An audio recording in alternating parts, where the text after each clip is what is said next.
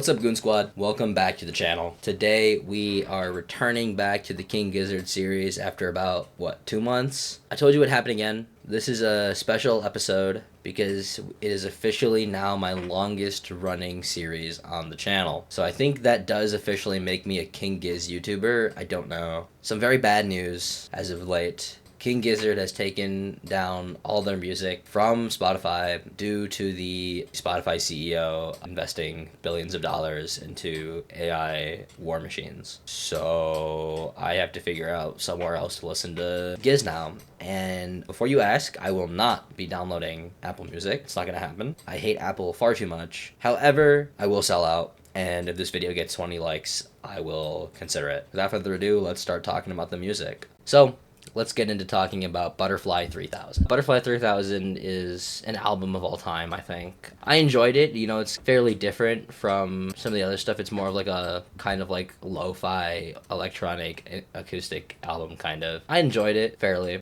So the first song is called Yours, and I think this is a delightful electronic song alluding to, you know, the butterfly and how he's your friend and your ally. Solid. The next song is Shanghai, and this is like the GOAT. Just an amazing song. It's talking about, you know, undergoing a metamorphosis and becoming a butterfly. The light piano in this song is just so good. It's great. Going to Dreams, pretty solid. I like it. It's kind of talking about just wanting to live in your dreams and be free, you know, like a butterfly. Blue Morpho, about the same kind of like enjoyment level. It's like it takes like the same like basic melody as Dreams and then makes it a little more ominous in the beginning. And actually, like in the beginning of the song, kind of reminds me of Kid A by Radiohead. Interesting. I might be reaching there also, but I caught a vibe. Kind of like talking about the Matrix, I guess. I liked it. It doesn't like blow me out of the water. Then we have Interior People. Interior People is amazing. I love this one. There are a lot more instruments in it. It's not like as electronic as like the rest of the album, talking about like how the interior people are these like are the negative paranoid voices in your head, and then they use like the Shanghai melody to kind of show that he's trying to cast off these voices. Fantastic. Amazing song. Catching Smoke. This is another good song. Not as great as Interior People, but it's still really good. I like it. Then you have 2.02 Killer Year. This one's back to like a more of electronic sound. It's okay. It's not very interesting. Black Hot Soup. This is more enjoyable than Killer Year, but still pretty boring. And then, but the ending gets a little intense. It's okay. And then you have You Love, which is a little repetitive for my taste. Okay, again, still not very interesting. Butterfly 3000. I think this is pretty solid. Good closing track. But I really think that the end of the album here is where it kind of like falls off. Like it's strong from like Yours all the way to Interior People, and then it starts to like go down. But overall, Butterfly 3000 is a solid album. I think, shocker, I'm going to give it a 7 out of 10. 7 out of 10 for Butterfly 3000. I think this is a fair assessment, honestly. Nothing too crazy. Like, has a couple of really good songs, but overall, it's a little, but like the quality is pretty solid. Next up, we have Made in Timeland starts like this intermission music that they would play at their shows, and then they turned it into like an album. So it's 2 songs, Timeland and then Smoke and Mirrors. If I had to describe this whole album in 2 words, I would say Made in Timeland is not good. It's terrible. So bad. So Timeland is this bad electronic song. It's really weird and fucked up. It's shit. Then Smoke and Mirrors. Smoke and Mirrors starts out pretty good, actually. And, like, I'm, like, hopeful. I'm like, wow, this actually might not suck. And then the white boy starts rapping.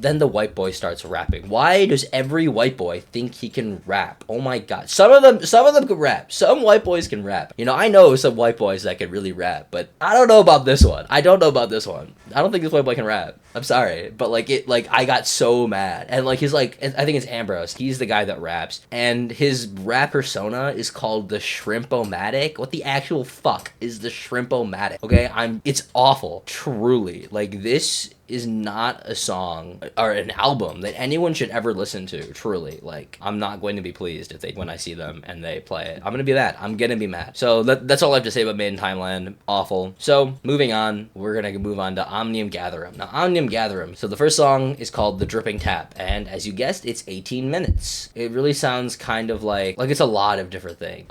Slow guitars at the beginning really starts to ramp up into those classic Giz guitars and drums. Parts of it like just kind of like in structure and flow. It reminds me a little of like Head on Pill, how it's like a really long song of like bits and pieces that go fast and then it slows back down and picks up again. And certain like style choices here that are a little reminiscent. Next up is Magenta Mountain. So this song is like a little lo-fi electronic ambient music. Not that great. I really don't love it. It's really uninteresting, not engaging. It's not good. Kepler 22b is the next song. Kind of similar things to say about Kepler 22b, like as Magenta Mountain. More energetic and enjoyable, but still like kind of light, which I think was kind of meant to like kind of catch you off guard in the next song, which is Gaia. This one kind of sounds like it was just like a cut Infest the Rat's Nest track, because like the guitars sound like really similar. Gaia is like, you know, like the Greek titan that's supposed to represent the earth, fits in kind of with Infest the Rat's Nest when they're, you know, talking about earth being poisoned and dying. Probably the one I enjoy the most, but just because like it's just the one that isn't weird. Then we move on to Ambergris. This goes back to like more of like a mellow and chill sound, but I think probably like out of those like lo-fi electronic songs, I think Ambergris is the one that I enjoyed the most so far. Kind of when I realized that this album like kind of like a hodgepodge album. They just like threw a bunch of songs on here. Then you have Sadie Sorceress, and this is the song The Shrimp-O-Matic Returns. Please stop rapping. Like maybe if it was the first time I heard him rap, I'd have been like, okay, you know what? Let the white boy rap. But because I heard it first on Made in Timeland, I'm traumatized, and I just couldn't do it. I just couldn't do it. Then you have Evilest Man. Evilest Man is pretty solid. I like the song. Not a lot to say about it. Probably more enjoyable. Just come off of Sadie Sorceress, which upsets me. Garden Goblin, not too great. Again, this album is just so bloated, like, and it's all over the place where it's like I just can't enjoy a lot of it, honestly. Then we move on to Blade on the Weather. Blade on the Weather is one that I do kind of enjoy, but it's like simple, a little repetitive, but not annoyingly so. This is the next song, Persistence. Kind of like the same notes as Blade on the Weather, honestly. A little repetitive, simple, but still enjoyable. Then you move on to Grim Reaper, and I was like, okay, please, for the love of God, please stop rapping. Please stop rapping. And then towards the end, I was like, okay, hold up, he might know how to rap. I've heard that, you know, he continues to appear, so maybe my stance on white boys rapping will change. Then we went to Presumptuous. Presumptuous is very similar to Persistence, I think. Kind of the same. It's like I enjoy it. I like it, but it's not like there's not a lot happening. Then you move on to Predator X, and Predator X is kind of similar to Gaia, where it's just like another like metal track. And honestly, like these two tracks are the ones that like keep me interested in this album. I would just get so bored. Like I didn't like this album. Then you move on to Red Smoke. This is like another chill track, probably like about the same level of enjoyment as like Ambergris. Still not interesting. I think what I have to say about most of the songs in this album, I just really just didn't like this album. Then you have Candles, bad, not a good song. Then you have The Funeral, which is just them saying the word The Funeral with a lot of reverb. Boo. So my final notes on this album perfectly defines slop. Like I wouldn't revisit these ever. So let's go ahead and rank them finally. Okay, and we're back. Go ahead and rank our albums here. I think I had some adjustments to make. We're gonna do this. We're gonna do this. Maybe even do this. Now. And that. I think that's enough. Butterfly 3000. Butterfly 3000 is a perfectly good B tier album right there in the middle. Made in Timeland. We have our second ever Mega Doodoo album, but I still think it's better than Eyes Like the Sky. It's that bad. It's that bad that I'm willing to put it. This is getting covered later. This is a special episode. Then we have Omnium Gatherum.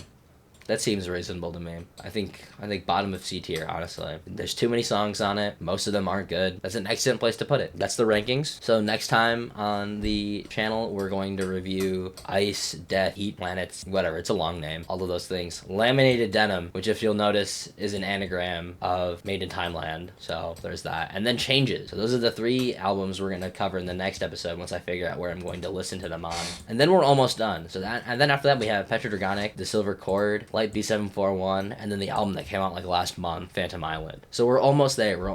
Before I leave, some very exciting news. I will be attending the King Gizzard and the Lizard Wizard Field of Vision Festival in Colorado. So for any of my fans that will be there, you know, say hi. It'll be awesome. Okay, bye.